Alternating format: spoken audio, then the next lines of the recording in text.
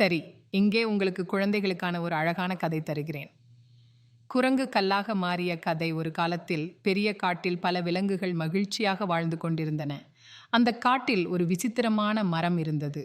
அந்த மரத்தில் அழகான பழங்கள் தொங்கிக் கொண்டிருந்தன. பழங்கள் பளபளப்பாக, சுவையாக, பார்த்தவுடன் சாப்பிடத் தோன்றும் மாதிரி இருந்தன. ஒரு நாள் ஒரு குரங்கு அந்த மரத்தருகே வந்தது.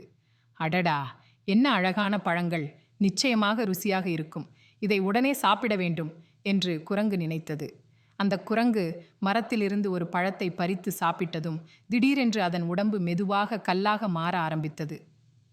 ஐயோ, என்ன ஆகிறது எனக்கு என்று குரங்கு கத்திக்கொண்டே கல்லாக மாறி நின்றுவிட்டது. இதை பார்த்த மற்ற விலங்குகள் எல்லாம் பயந்து போனன.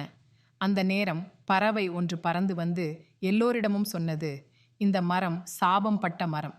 ஒரு காலத்தில் ஒரு நல்ல மனிதன் இங்கே வழிபட்டான். ஆனால் சிலர் தவறாக நடந்து கொண்டதால் அந்த மரம் சாபம் பெற்றுவிட்டது.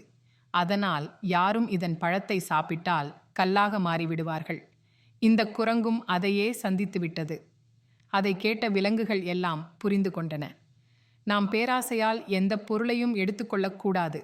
யாரிடமோ எதையோ பற்றி தெரியாமல் ஆசைப்படுவது